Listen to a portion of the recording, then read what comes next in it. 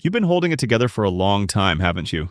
Doing what's expected, saying you're fine, keeping life moving, even when it stopped feeling like yours. Somewhere along the way, the spark faded. Dreams that once felt close now live somewhere far in the background. Not because you stopped caring, but because survival became the priority. You tell yourself you're being practical, you're building stability, but deep down, you miss the version of yourself who used to want more. You wake up, check your phone, chase the day, and still go to bed feeling unfinished. It's not burnout, it's quiet regret. The kind that doesn't shout, it lingers. It shows up when the noise fades and the truth finally has room to speak. But here's the thing, that ache you feel isn't weakness. It's a sign you're waking up. Give me 8 minutes, and I'll help you see life the way it was meant to be lived, not survived. Chapter 1. The Illusion of Later. You keep telling yourself there's still time. Time to rest, to create, to change. Just not today. Because right now, things are too busy, too uncertain, too soon. So you push peace into the future and call it being responsible. But here's the quiet trap. Life never really calms down. There's always another deadline, another distraction, another once this is over. And while you wait for the perfect moment, the moment itself slips by. The mind loves the safety of delay. It tells you to wait for clarity, not realizing that clarity only appears after motion begins. Picture yourself standing on a foggy road. You can't see the whole path, but every step forward clears a little more of it. Start small. Write the message. Take the walk. Do one thing that reminds you life happens now. Because later is an illusion. A promise that keeps you still. And one day, you'll realize the fog was never around you. It was inside you, waiting for you to move. Chapter 2. The quiet weight of comparison. It's exhausting, isn't it? You open your phone for a moment of escape and end up drowning in other people's progress. Someone's achieving what you wanted. Someone else is living the life you swore you'd have by now. Without meaning to, you start keeping score. Not out of envy, but out of fear that you're falling behind. But here's the quiet truth. Comparison doesn't push you forward. It pulls you inward. It replaces curiosity with pressure and joy with quiet resentment. What you see online isn't a timeline. It's a collage.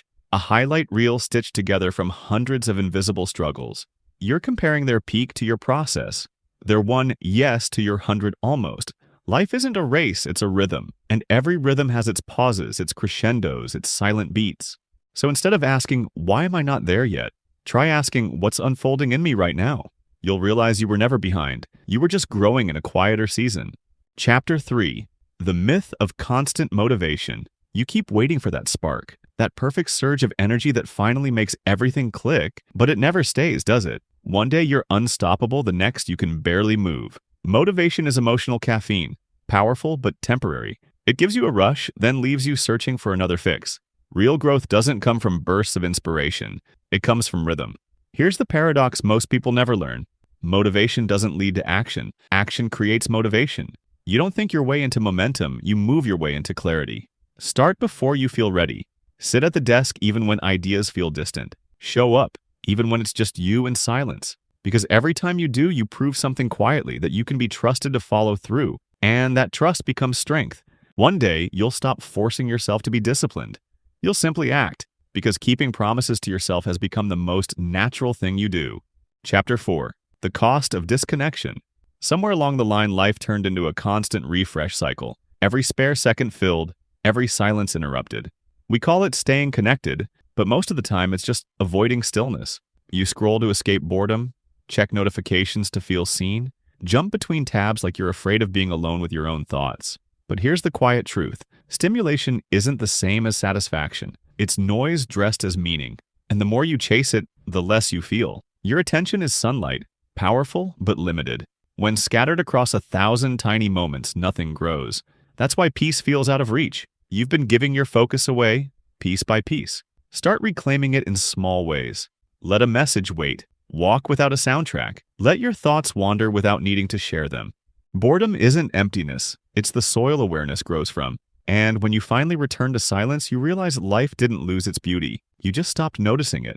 Chapter 5. The Beauty of Small Days. We're taught to chase milestones, the big cinematic moments that mark success. But the truth is, most of life unfolds quietly between the headlines. It's not the promotions or celebrations that shape you. It's the ordinary days you choose to treat with care, the way you talk to yourself in the mirror, the patience you show when no one's watching, the decision to pause, breathe, and taste your coffee instead of rushing through it. Big lives are built from small days done well, one focused hour of real work, one meal shared without distraction, one walk taken without a destination. The mind always wants the next chapter, but your body, your heart, they only ever live in this one. So start here. Make your bed slowly. Look out the window before you check your phone. Say softly, "I'm here," because that simple presence, the act of fully inhabiting your own moment, isn't small at all. It's where a meaningful life quietly begins. Chapter 6. The Power of Acceptance. We spend so much of life trying to force things into place.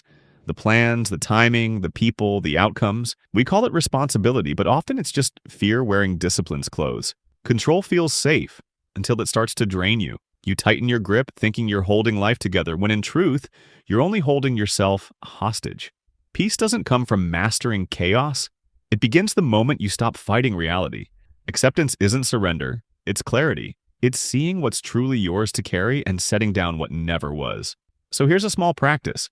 When something falls apart today, resist the urge to fix it instantly. Pause. Breathe. Let the discomfort settle for a second. Ask yourself, what is this trying to teach me that comfort never could? Because acceptance doesn't make life easier. It makes it lighter. It turns resistance into understanding and pain into quiet wisdom. You stop trying to control the storm and learn how to stand calmly in the rain. Chapter 7. Seeing with New Eyes. This is the moment everything begins to make sense. All the waiting, the noise, the striving for control, they weren't failures, they were mirrors, showing what you'd forgotten to see. When you slow down long enough to actually look, life starts revealing its quiet details again. The way sunlight hits your desk in the morning, the sound of rain against the window, the pause between heartbeats that says, "You're still here." You stop craving constant excitement because stillness starts to feel rich. You stop chasing meaning because meaning is already in motion.